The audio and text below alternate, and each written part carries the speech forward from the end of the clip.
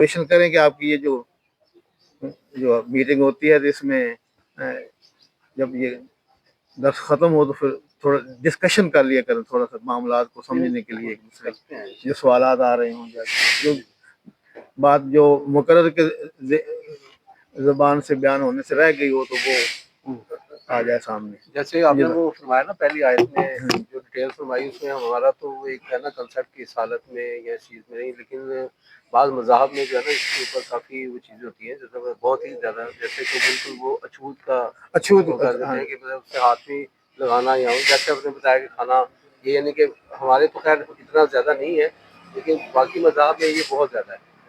ये अब हालत में हमारे भी मजहब में अब ये दाखिल होती जा रही हैं चीजें ना, तो गांव देहातों में ये बहुत चीजें पाई जाती हैं। शावर एरिया है, उसे मखसूस जगह बनाई और 7 दिन उत्थे गुजारे। पारा चनार साहब मखसूस जगह बनाई, औरतां उत्थे यानी कि किसी भी कारज दी औरत है मसला है 7 दिन ओदे ना खाना है, ना पीना है, ना उधर सलाम करना है, ना उधर बोलना है, ना चलना है। 7 दिन उन्होंने उत्थे रहना। असल दे विच जी ये अपना ਜਿਹੜੀ ਆਇਤ ਨਾਜ਼ਲ ਹੋਈ ਨਾ ਜੀ 222, ਇਹ ਜਦੋਂ ਹਿਜਰਤ ਕਰਕੇ ਨਬੀ ਮਿਹਰਬਾਨ ਸੱਲੱਲਾਹੁ अलैहि वसल्लम सहाबा मदीना गए, उत्थे जाके यहूदियों के अंदर अपना चूँकि यहूदी भी बस्तियां उत्थे नाल नाल सन, ते उत्थे रहतल बैतल शुरू हुई, ते रहना सहना इकट्ठा सी, ते मुसलमान वेखते सन कि यहूदी की करते हैं इस मामले के अंदर। तो यहूदियों के अंदर बड़ी कभी किस्म की रस्म जी सी रिवाज ये पाया जाता सी कि वो इन्होंने दिनों के अंदर मखसूस हालत जो अपना खवातीन होंदियां सन, वो उन्होंने अलग कर देंगे सन अपने तो। वो इस तरह अलग करते सन कि उन्होंने खाना पीना भी जोड़ा सी अपने तो अलग कर देंगे सन, उन्होंने बर्तन तक अलग कर देते सन, ईवन ये नहीं सी करते बल्कि अपने कमरियां चों बाहर कर देंगे सन। फिर इत्थों तक करते सन कि बाज़ ते कमरियां च अलहदा तो बंद कर देंगे सन, और बाज़ ने अपने घरां तो बाहर ऐसी जगह, जिस तरह भाई बशार दसदे पे ने साडे हम इत्थे मौजूद आ, बाहर ऐसी जगह बनाती जाती है जिथे खवातीन जड़ियां सी उत्थे उन्हां नूं भेज दिता जांदा सी कि अलग लग रहे। ये जिहड़ी सी यहूदियां दे अंदर ये बड़ी कभी जिहड़ी सी रस्म चलदी आउंदी। इसे तरह ही मुशरकीन भी जिहड़े सन उन्हां दे अंदर भी इहो चीज़ पाई जाती सी।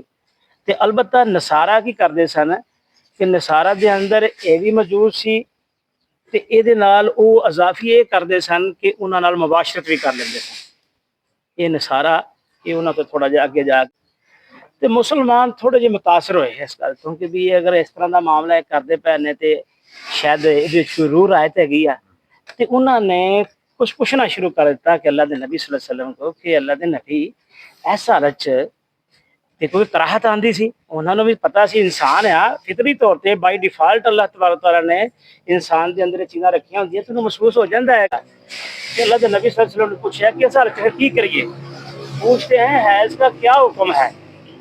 इसे अल्लाह ने फरमाया कहो एक गंदगी की हालत है, इसमें औरतों से अलग रहो, इनके करीब ना जाओ जब तक कि वो पाक साफ ना हो जाए। ऐसी वो अपना जो अल्लाह तबारक तआला ने फिर आयत नाजिल की थी कि पुछते आ कि इन्होंने दस दिओ कि यह जो वतीरा इन्होंने इख्तियार किया होया ना कि भी अलग थलग औरत को कर देना, इतने औरत की एक तो इज्जत को मलूजे खातर रखा गया कि वही इज्जत नफ्स मजरू ना आए औरत है कि उन्होंने तुसी अपने नाल खाना पीना सोना हर काम करना मां सवाया। इस्लाम ने ये रद्द दे विच आई कि जो यहूदो नसारा कर रहे सन ना, ये आया तो उस रद्द दे विच आ गई। और बाकी डॉक्टर साहब ने माशाल्लाह बड़ी डिटेल इसके उत्ते गुफ्तगू की कि अल्लाह तबारक तआला चाहता है कि मेरे बंदे पाक साफ रहन, पाकीज़गी वो पसंद करता है। तो इस वास्ते इत्थे भी फरमाया, इत्थे भी जो तोहर का लफज और ततहीर का आया ना जी, ये दो लफज ने समझने की जरूरत है। तोहर और खवातीन जो मखसूस हालत च होंदियां ने, तो ये जो पीरीयड खत्म होंदा है तो उन्होंने कहते हैं तोहर, तोहर का उत्थे खत्म हो जाता तोहर। ये नाल ही अल्लाह तबारक तआला ने फरमाया फौरी तौर पर फिर जब वो पाक हो जाएं, यानी उस तो बाद पाक हो जाए तो उनके पास जाओ इस तरह जैसा कि अल्लाह ताला ने उनको हुक्म दिया है। एक तो वो आ गया तोहर, वो अरसा वो खत्म होता तो उस तो बाद पाकीज़गी की तरफ हुक्म आया कि फिर पाक होना है। अल्लाह ने फरमाया हुक्म देता, फिर जब वो पाक हो जाए तो उनके पास जाओ। इतने इस हुक्म को समझने की जरूरत है कि बाज़ औक़ात हो सकता है मिसकनसैप्शन हो कि भी वो चूँकि खत्म हो गया तो कोई ऐसी गल नहीं, ਤੇ ਪਾਕ ਹੋਣਾ ਜ਼ਰੂਰੀ ਹੈ। ਇੱਕ ਤੇ ਉਹ ਆਪਣਾ ਤੋਹਰ ਔਰ ਦੂਸਰਾ ਤਤਹੀਰ, ਇਹ ਦੋਵਾਂ ਲਫ਼ਜ਼ਾਂ ਨੂੰ ਸਮਝੋ। ਤੋਹਰ ਉਹ ਪੀਰੀਅਡ ਜਿਹੜਾ ਖਤਮ ਹੋ ਗਿਆ, ਔਰ ਅਗਰ ਤਤਹੀਰ ਪਾਕੀਜ਼ਗੀ ਆ, ਉਹ ਨਹਾ ਧੋ ਕੇ ਪਾਕ ਹੁੰਦਾ ਬੰਦਾ। ਇੱਕ ਤੇ ਇਹ ਆ। ਬਾਕੀ ਮਸਾਇਲ ਦੇ ਅੰਦਰ ਅੱਲਾਹ ਤਬਾਰਕ ਤਆਲਾ ਨੇ ਬਿਆਨ ਕੀਤੇ, ਉਲਮਾ ਦਾ ਤੁਸੀਂ ਆਪਣਾ ਸੁਣਦੇ ਰਹਿੰਦੇ ਹੋ ਕਿ ਕਿੰਨੇ ਦਿਨ ਵਾਸਤੇ ਹੁੰਦਾ ਹੈ ਤੇ ਕੀ ਸੂਰਤ ਹੁੰਦੀ ਹੈ। ਵੈਸੇ ਤੇ ਆਮ ਤੌਰ ਤੇ हैज कम अज कम 3 दिन और ज़्यादा से ज़्यादा 10 दिन तक है। अदरवाइज 5 और 7 के दरमियान जो है ना एक अरसा ये खत्म हो जाता है।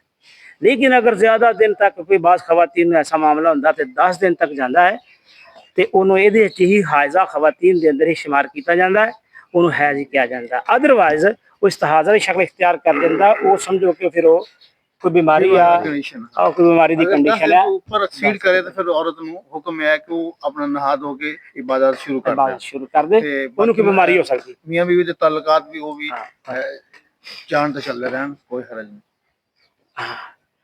अल्लाह उन लोगों को पसंद करता है जो बदी से बाज रहे और पकीज़ की इख्तियार करें। और फिर ये अल्लाह तबारक तआला बड़ा सख्त इससे अपना अल्लाह दी वाहिद है कि अगर इस अपना हालत के अंदर कोई मर्द अपनी बीवी के नाम ते बड़ा सख्त गुनाह है, बड़ा सख्त गुनाह है। और इसके अंदर हदीसें भी बहुत सारियाँ मौजूद ने। अल्लाह के नबी सल्लल्लाहु अलैहि वसल्लम ने बड़े बड़े अपना इस वाइदा बयान कीतियां ने, तो इस तो बचना चाहिए। और ये चूंकि भी हिकमत भी है, डॉक्टर साहब बैठे हुए ने ते अपना अपना गंदगी आ और ये अंदर बंदा कोई करता है तो लामाला इन्फेक्शन होने के चांसिस ने, बैक्टीरियाज ने, जरासीम ने, और ये चीज़ां जड़ियां ने पाई जांदियां जिहदे नाल इंसान नूं मुख्तलिफ बीमारियां लग सकदियां ने। अल्लाह तबारक तआला हकीम है। बीमारियां लग सकਦੀਆਂ ਨੇ और टेक्निकली भी देखा जाए तो अल्लाह पाक ने एक तरह निज़ाम रखा है। ये डॉक्टर साहब ने इशारतन दस्सिया भी तुहानूं कि ये जेह्ड़ा पीरियड है ना, 1 महीना बेसिकली 2 वीक 2 हफ्ते जी है ना, औरत तैयारी करती है कि मैं कंसीव कर रहा हाँ।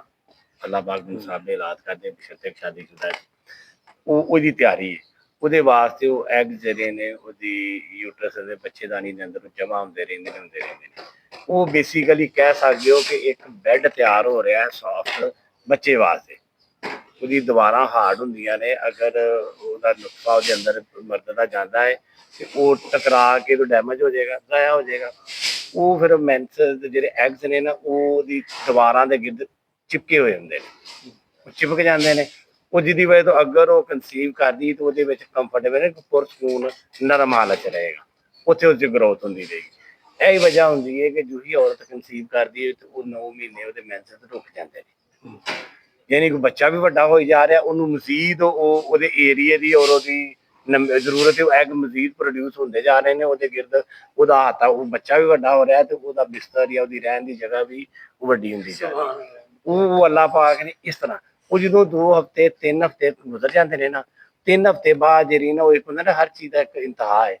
ਉਸ ਤੋਂ ਬਾਅਦ ਉਹਦੀ ਫਿਰ ਪ੍ਰੋਡਕਸ਼ਨ ਬੰਦ ਹੋ। ਜਿਹੜੇ ਪਹਿਲੇ ਹੈਗੇ ਨੇ ਨਾ ਉਹ ਡੈਡ ਹੋਣਾ ਸ਼ੁਰੂ ਹੋ ਜਾਂਦੇ, ਉਹ ਮੁਰਦਾ ਹੋਣਾ ਸ਼ੁਰੂ ਹੋ ਜਾਂਦਾ। ਉੱਪਰ ਵਾਲੀ ਤਹਿ ਨਵੀਂ ਬਣੀ ਹੁੰਦੀ, ਪਿੱਛੇ ਮੁਰਦਾ ਹੋ ਜਾਂਦੇ ਨੇ। ਉਹ ਉਨੀ ਦੇਰ ਤੱਕ 1 ਹਫ਼ਤਾ ਦਾ ਨਿਜ਼ਾਮ ਚੱਲਦਾ ਹੈ। ਯਾਨੀ ਕਿ ਪਿਛਲੇ ਜਿਹੜੇ ਡੈਡ ਹੋ ਗਏ ਨੇ, ਮੁਰਦਾ ਹੋ ਗਏ ਨੇ, ਕੋਈ ਵੀ ਚੀਜ਼ ਜਦੋਂ ਮੁਰਦਾ ਹੋ ਜਾਂਦੀ, ਖਾਣਾ ਅਗਰ ਬਣਿਆ ਬਾਸੀ ਹੋ ਜਾਏ ਤਾਂ ਬਦਬੂ ਆਉਣਾ ਸ਼ੁਰੂ ਹੋ ਜਾਏਗੀ। ਉਹ ਨੁਕਸਾਨਦੇਹ ਵੀ ਹੈ, ਬਦਬੂ ਵੀ ਆਏਗੀ और सेहत वास्ते भी नुकसान। इस तरह पिछले डैड होना शुरू हो गए, वो मरते ਜਿਹੜੇ ਨਾ ਉਹ ਇੰਨੇ ਕੁ ਹੋ ਜਾਂਦੇ ਨੇ ਕਿ ਫਿਰ ਉਹ ਜਿਹੜੇ ਨਾ ਕਮਜ਼ੋਰ ਹੋ ਕੇ ਉਹ ਜਿਸਮ ਜਿਹੜਾ ਨਾ ਔਰਤ ਦਾ ਜਿਸਮ ਉਹਨੂੰ ਸੰਭਾਲ ਨਹੀਂ ਸਕਦਾ। ਉਹ ਆਟੋਮੈਟਿਕਲੀ ਰਿਲੀਜ਼ ਹੋਣਾ ਨੈਕਸਟ ਵੀਕ ਦੇ ਯਾਨੀ ਕਿ ਤੀਸਰੇ ਹਫ਼ਤੇ ਤੋਂ ਬਾਅਦ ਉਹ ਕਿਸੇ ਟਾਈਮ ਹੀ 2 4 1 2 3 4 ਹਫ਼ਤੇ ਬਾਅਦ ਯਾਨੀ ਕਿ 28 ਦਿਨ ਦਾ ਨਾਰਮਲੀ ਜਿਹੜਾ ਨਾ ਸਾਇੰਟੀਫਿਕਲੀ 28 ਦਿਨ ਦਾ ਪੀਰੀਅਡ ਕੰਸੀਡਰ ਕੀਤਾ ਜਾਂਦਾ ਹੈ। ਉਹ ਚੌਥੇ ਹਫ਼ਤੇ ਦੇ ਵਿੱਚ ਸਟਾਰਟ ਵਿੱਚ ਵੀ ਐਂਡ ਤੇ ਵੀ ਦਰਮਿਆਨ 'ਚ ਕਿਸੇ ਟਾਈਮ ਉਹਨਾਂ ਜਦੋਂ ਵਾਇਦਾ ਉਹ ਜ਼ਾਇਆ ਹੋਣਾ ਸ਼ੁਰੂ ਹੋ ਜਾਂਦਾ। ਉਹ ਜਦੋਂ ਨਿਕਲਦੇ ਨੇ ਜ਼ਾਹਰ ਉਹ ਮੁਰਦਾ ਚੀਜ਼ ਹੈ, ਮੁਰਦਾ ਹੋਏਗੀ ਤਾਂ ਬਦਬੂ ਵੀ ਆਏਗੀ। ਉਹ ਜਦੋਂ ਆਮ ਤੌਰ 'ਤੇ ਕਹਿੰਦੇ ਆ ਕਿ ਖਾਣੇ 'ਚ ਕਹਿੰਦੇ ਆ ਕਿ ਯਾਰ ਇਹ ਨਾ ਖਾਓ, 3 ਦਿਨ ਦਾ ਫਿਰ ਬੈਕਟੀਰੀਆ ਪੈਦਾ ਹੋ ਗਏ। ਅਗਰ ਉਹ ਉਸ ਬੈਕਟੀਰੀਆ ਨੂੰ ਥੋੜਾ ਜਿਹਾ ਬਾਹਰ ਦਾ ਉਹਦੇ ਨਾਲ ਬਦਬੂ ਵੀ ਪੈਦਾ ਸ਼ੁਰੂ ਹੋ ਜਾਏਗੀ। ਇਸੇ ਤਰ੍ਹਾਂ ਉਹਦੇ 'ਚ ਇਹੀ ਵਜ੍ਹਾ ਹੁੰਦੀ ਕਿ ਉਹਦੀ ਸਮੈਲ ਵੀ ਆਉਂਦੀ ਹੈ ਥੋੜ੍ਹੇ और ज़ाहिर लामहला ਉਹਦੇ 'ਚ ਬੈਕਟੀਰੀਆ ਔਰ ਇਨਫੈਕਸ਼ਨ ਮੌਜੂਦ ਹੈ। ਉਹ ਜਿਹੜੀ ਉਹ ਜਿਸ ਮਰਦ ਨੂੰ ਟੱਚ ਹੋਏਗੀ ਦੇ ਨਾਲ ਵੀ ਆਟੋਮੈਟਿਕਲੀ ਅਗਰ ਉਹ ਸ਼ਾਦੀशुदा ਕਪਲ ਵੀ ਅਗਰ ਉਹ ਮਿਲਦਾ ਹੈ ਤਾਂ ਉਹਦੇ ਵਾਸਤੇ ਉਹ ਮਸਾਇਲ ਪੈਦਾ ਹੋਣਗੇ। ਉਹਨੂੰ ਆਮ ਤੌਰ 'ਤੇ ਕਿ ਉਹਨੂੰ ਖਨਾਸ ਦਾ ਕਹਿੰਦਾ ਕਿ ਉਹਦੇ ਅੰਦਰ ਨਾ ਇਨਫੈਕਸ਼ਨ ਹੋ ਜਾਂਦੀ ਹੈ ਆਪਣੇ ਮੇਲ ਪਾਰਟ ਦੇ ਹਿੱਸੇ ਦੇ ਅੰਦਰ, ਉਹ ਬੇਸਿਕਲੀ ਉਹਦੀ ਸਭ ਤੋਂ ਸਜ਼ਾ। ਵੱਡੀ ਵਜ੍ਹਾ ਹੈ। ਸੁਜ਼ਾਕ ਸਰ ਇਹ ਵੀ ਨੋਟ ਕਰਨਾ ਸਰ ਕਿ ਦੇਖੋ ਔਰਤ ਨੂੰ ਯੂਰਪ ਵਾਲੇ ਇਹ ਪ੍ਰੋਪਗੈਂਡਾ ਇਸਲਾਮ ਦੇ ਖਿਲਾਫ ਕਰਦੇ ਨੇ ਕਿ ਜੀ ਔਰਤ ਦੇ ਹਕੂਕ ਕਾਟ ਨੇ ਇਸਲਾਮ ਦੇ, ਔਰਤ ਨੂੰ ਦਬਾਇਆ ਜਾਂਦਾ ਹੈ। लेकिन दर हकीकत ये है कि देखो औरत ਨੂੰ अल्लाह ताला ने एक कमतर हालत तो निकाल के बराबर इंसान का दर्जा ਦਿੱਤਾ ਹੈ। ਨਹੀਂ ਇਹ ਉਹਦੇ ਵਾਸਤੇ ਇੱਕ ਹਫਤਾ ਉਹ ਅਗਲੀ ਖੇਤੀ ਵਾਸਤੇ ਫਿਰ ਤਿਆਰ ਹੋਣਾ ਉਹਨਾਂ ਇਹ ਅੱਲਾਹ ਪਾਕ ਦਾ ਇੱਕ ਪ੍ਰੋਸੈਸ ਹੈ। ਔਰ ਜਦੋਂ ਖੇਤੀ ਦੀ ਤਿਆਰੀ ਹੋ ਰਹੀ ਹੋਏ ਉਦੋਂ ਤੇ ਬੀਜ ਨਹੀਂ ਬੋਇਆ ਜਾਂਦਾ ਹੈ। ਤਿਆਰੀ ਕਰਨ ਤੋਂ ਬਾਅਦ ਹੀ ਬੀਜ ਬੋਇਆ ਜਾਂਦਾ ਹੈ। ਉਹ ਇੱਕ ਹਫਤਾ ਬੇਸਿਕਲੀ ਉਹਦੀ ਸਫਾਈ ਸੁਥਰਾਈ ਜਿਸ ਉਹ ਹੱਲ ਚਲਾਉਂਦੇ ਨੇ ਉਹਦੇ ਚ ਪੁਰਾਣੀ ਘਾਸ ਫੂਸ ਬਣੀ ਹੁੰਦੀ ਉਹਨੂੰ ਸਾਫ਼ ਕਰਦੇ ਨੇ ਉਹਨੂੰ ਸਾਫ਼ ਕਰਦੇ ਨੇ ਬਿਲਕੁਲ ਜ਼ਮੀਨ ਸਾਫ਼ ਹੈ ਦੁਬਾਰਾ ਉਹਦੇ ਚ ਬੀਜ ਬੋਇਆ ਜਾਏ। ਇਹ ਅੱਲਾਹ ਪਾਕ ਨੇ ਹਰ ਮਹੀਨੇ ਇੱਕ ਸਿਸਟਮ ਰੱਖਿਆ ਵੇ ਉਹ ਜਦੋਂ ਵੀ ਅੱਲਾਹ ਪਾਕ ਦੀ ਦਾ ਹੁਕਮ ਹੋਣਾ ਹੈ ਔਰ ਉਦੋਂ ਅੱਲਾਹ ਪਾਕ ਨੇ ਉਹ ਖੇਤੀ ਦੇ ਚ ਫਸਲ ਪੈਦਾ ਕਰ ਦੇਣੀ।